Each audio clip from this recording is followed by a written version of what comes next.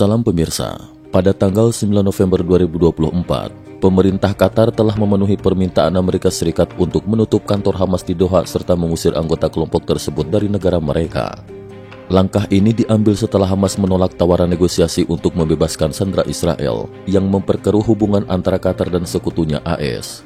Berdasarkan laporan Washington Post, Qatar sebelumnya dikenal sebagai sekutu utama AS di kawasan Timur Tengah, namun telah lama memberi perlindungan kepada Hamas sejak tahun 2012, sebuah kebijakan yang menimbulkan kritik dari sejumlah anggota Kongres AS. Sejumlah politisi AS yang sejak lama mengkritik Qatar meminta Menteri Luar Negeri Antony Blinken untuk menekan Qatar agar membekukan aset-aset Hamas.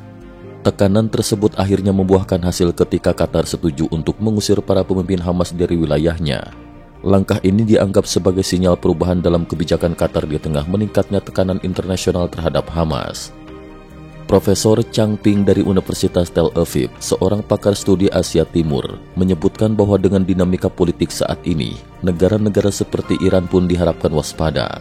Dalam pernyataan sindirannya, Chang menyebutkan, Trump bahkan belum masuk ke Gedung Putih, tetapi beberapa pihak sudah mulai bersikap baik, dan Iran sebaiknya tidak merasa terintimidasi. Hal ini merujuk pada ketegasan AS dalam menangani ancaman dari kelompok militan, mengingat perintah Trump pada 2020 untuk melancarkan serangan presisi terhadap Jenderal Iran, Qasem Soleimani. Sebuah video yang diambil saat Konvensi Nasional Partai Republik pada Juli lalu kembali menjadi sorotan publik. Dalam video tersebut, Trump dengan tegas memperingatkan Hamas untuk segera membebaskan sandera Israel sebelum pelantikannya atau menghadapi konsekuensi serius. Banyak warganet yang menganggap peringatan ini sebagai sinyal jelas sikap AS terhadap Hamas, menyebutnya sebagai peringatan paling tegas setelah serangan 7 Oktober. Di media sosial, tanggapan warganet pun beragam. Beberapa memuji ketegasan Trump sebagai cara AS seharusnya bersikap, sementara yang lain melihat ini sebagai sinyal positif untuk ketenangan dunia. Trump dipandang sebagai sosok yang dapat menjaga stabilitas internasional melalui pendekatan yang keras namun efektif.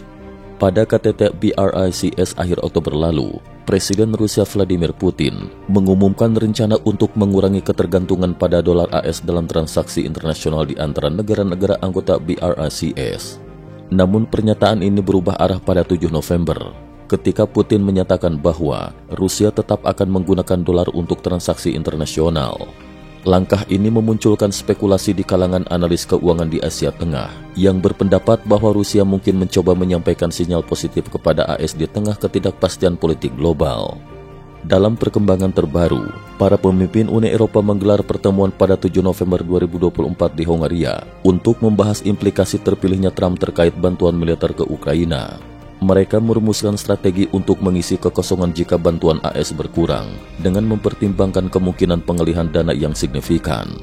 Sebagai tambahan, Departemen Pertahanan AS mencabut larangan yang sebelumnya melarang kontraktor pertahanan AS memperbaiki senjata bantuan di Ukraina. Langkah ini dianggap sebagai bentuk penyesuaian terhadap situasi politik AS yang berpotensi berdampak pada dukungan militer. Terpilihnya kembali Trump sebagai Presiden AS mempercepat rencana banyak perusahaan asing untuk meninggalkan Tiongkok. Chen Xing-song, profesor paruh waktu di Universitas Kebudayaan Tiongkok, menyebut fenomena ini sebagai The Chinaization.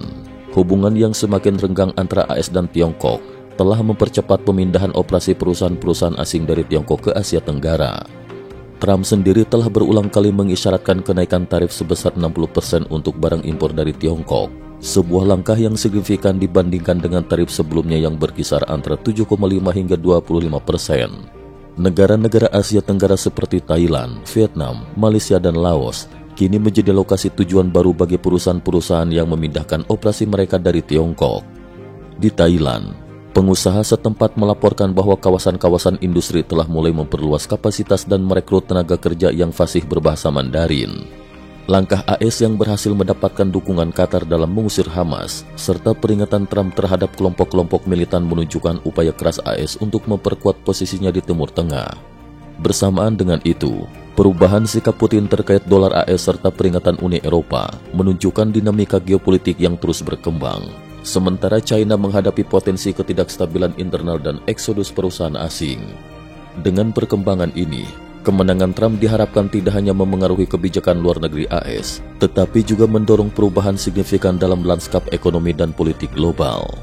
Cukup sekian dulu. Terima kasih atas perhatiannya.